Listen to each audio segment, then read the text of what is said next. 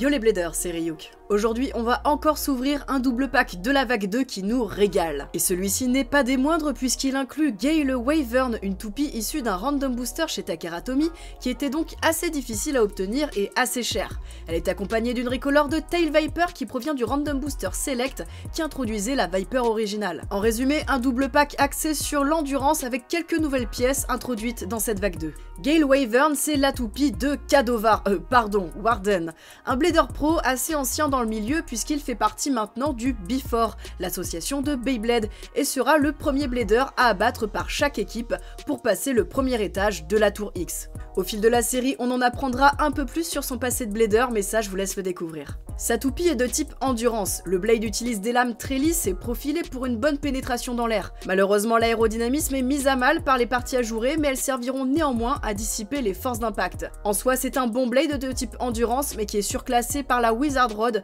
qui est prévu d'ailleurs pour sortir en vague 3.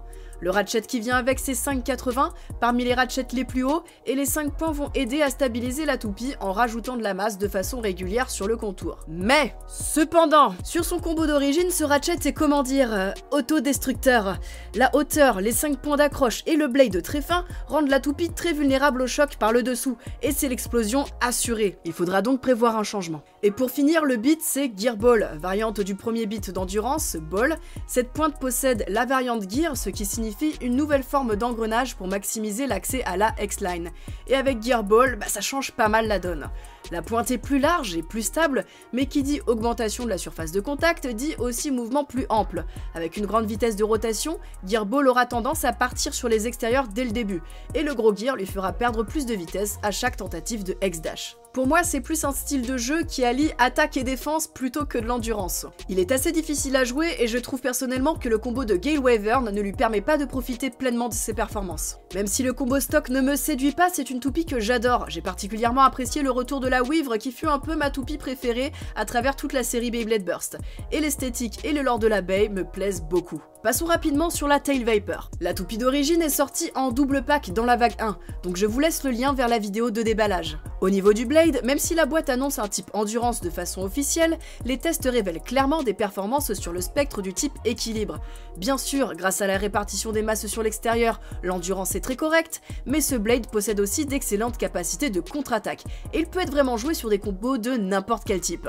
Niveau ratchet, on a 3,80 parmi les plus hauts avec 3 points d'accroche, et le beat c'est High Needle, variante de Needle en plus haut, donc un beat assez endurant et avec un bon retour au centre de l'arène, capable de faire pencher la toupie, mais dont il faudra trouver un combo adéquat pour pouvoir l'utiliser sans qu'il se déséquilibre trop et fasse frotter la blade contre le sol. Il est vrai qu'à côté de Wyvern, cette Tail Viper ne paie pas de mine, mais c'est pour moi un must-have dans la collection de n'importe quel blader qui apprécie de sortir des sentiers battus avec des toupies aux performances uniques et surprenantes. C'est pas forcément le double pack le plus accessible pour commencer une collection, dans le sens où il y aura besoin d'un panel plus large de pièces pour pouvoir profiter réellement des performances des toupies. Mais pour un ajout à la collection d'un blader un peu plus avancé, ce double pack est top. Allez, on passe sans plus tarder dans l'arène pour les tests.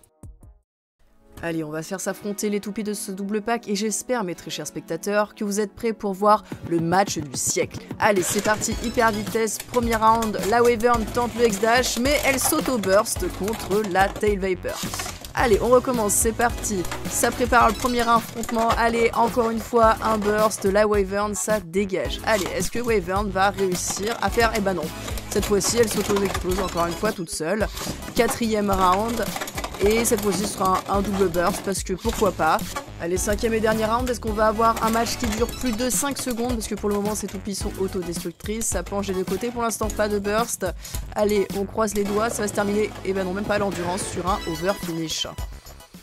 Bon, ces tests étaient vraiment là à but d'illustration et de divertissement, mais le combo stock de Wyvern n'est pas viable du tout. Et encore à la base, je m'attendais à ce qu'en affront contre Tail Viper à hauteur similaire, elles ne prennent pas si cher que ça niveau burst. Mais vraiment, 5,80 et ball sur ce combo, c'est pas possible. Le blade fait vraiment partie des plus fins et des plus exposés sur sa partie inférieure, ce qui expose le ratchet à tous les assauts et le beat Gear Ball ne peut pas rajouter de résistance au burst. Donc pour améliorer ce combo, je propose de le rabaisser. Je suis parti du même combo que j'avais trouvé avec la Helm Knight, donc c'est-à-dire c'est-à-dire 960 et Disc Ball, et j'ai finalement choisi Free Ball et Hexa. Free Ball c'est sympa mais ça burst toujours un peu, Hexa vient rajouter de la résistance à l'explosion, mais je suis pas trop fan dans l'arène Hasbro parce que la toupie a tendance à partir assez facilement sur l'extérieur, et dès l'instant que Hexa touche la X-Line avec son gros engrenage, la toupie perd énormément de vitesse de rotation. Donc j'aurais tendance à dire Hexa dans une arène suffisamment large comme la Takara, et Free Ball ou Ball dans une arène Hasbro. C'est pas du grand art, mais ça permet déjà de redonner un petit peu de viabilité à la toupie. À mon sens, c'est pas forcément un double pack nécessaire en termes de choix de pièces pour la performance, mais il saura ravir les fans de Wyvern Gale, et perso, c'est l'un de mes designs préférés parmi la basic line. Sur ce, abonnez-vous pour plus de vidéos Beyblade, n'hésitez pas à me dire ce que vous en pensez dans les commentaires, c'était Ryuk et je vous dis à la prochaine.